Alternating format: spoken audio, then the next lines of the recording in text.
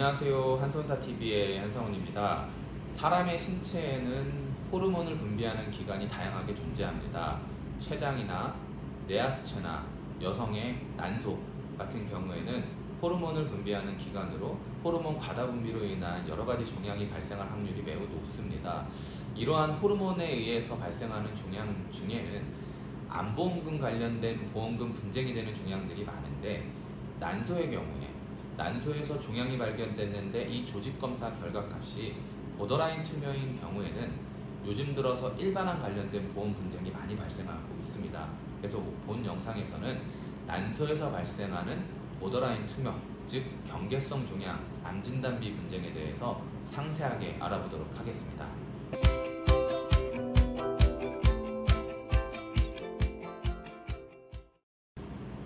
분쟁이 되는 이유를 한번 알아보도록 하겠습니다. 조직검사 결과지 상에 보더라인 튜머, 직역하면 경계성 종양이라고 하는 이 종양을 그러면 왜 암진단비 분쟁이 발생하는지 한번 알아봐야 되는데요.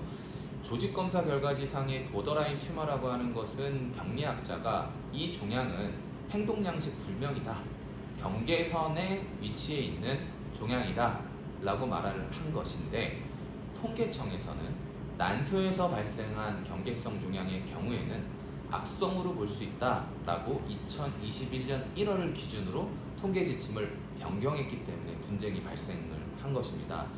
실 이러한 통계 지침이 변경이 되다 보니까 산부인과 의사분들 별로 C56에 해당되는 난소암 코드를 부여하시는 분도 있고, 아니다, 나는 이 종양은 행정 지침을 따르지 않고 D39에 해당하는 난소의 행동양식 불명의 신생물이라는 코드를 부여하겠다라고 해서 보험금 분쟁이 발생을 한 것인데요. 즉, 하나의 결과값을 두고 임상의사가 두 가지로, 하나는 악성으로 하나는 경계성으로 보는 의학적 견해가 생겼기 때문에 보험 분쟁이 발생을 하는 것입니다.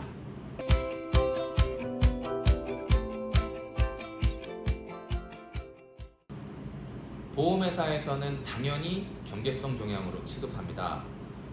소비자분들이 표면적으로 보실 때는 보험금을 적게 지급하려고 일반암의 10에서 20%에 해당되는 돈만 지급하려고 경계성 종양으로 취급하는 것이 아니냐, 이렇게 생각하실 수가 있는데 절대로 그렇지가 않습니다.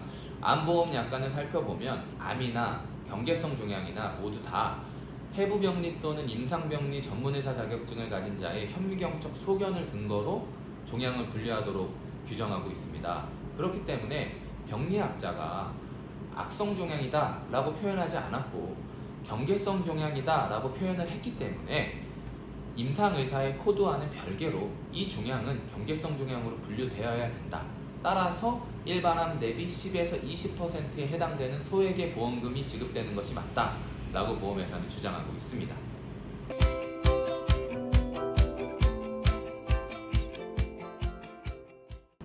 난소 경계성 종양에 대한 핵심적인 분쟁 포인트는 임상학적인, 병리학적인, 법률적인 분쟁 포인트가 아니라 행정학적인 변화를, 행정 지침의 변화를 보험 심사에 어떻게 반영할 것인지가 분쟁이 되고 있는 것입니다.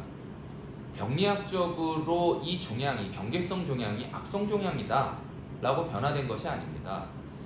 경계성 종양, 난소에서 발생하는 보더라인 튜머를 행정학적으로 봤을 때 악성 종양으로 분류해야 된다라는 종양의 형태분류 코드 지침을 변경했기 때문에 이러한 분쟁이 발생되는 겁니다.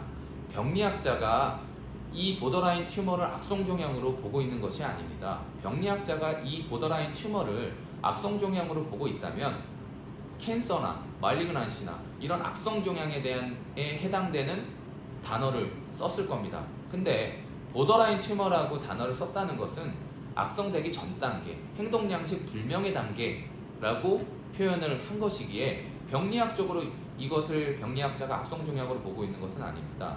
행정적으로 종양의 형태 분류를 악성으로 분류할 수 있다라는 지침이 나왔기 때문에 이 지침을 보험 심사에 어떻게 반영할 것인지 보험 약관의 해석에 대한 분쟁이 발생을 하는 겁니다.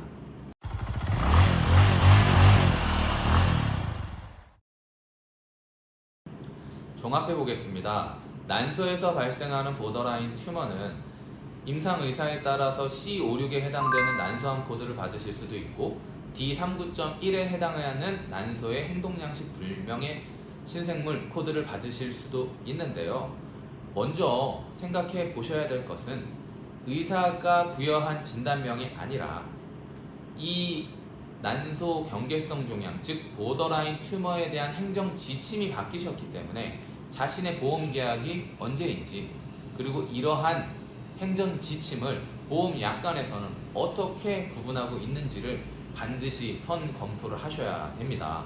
근데 일반 소비자가 이러한 검토, 또 보험회사의 일반암을 지급해달라는 명확한 근거를 제시하는 것은 결코 쉽지가 않기 때문에 전문가분들을 통해서 그 근거 확보를 하셔야 되고요.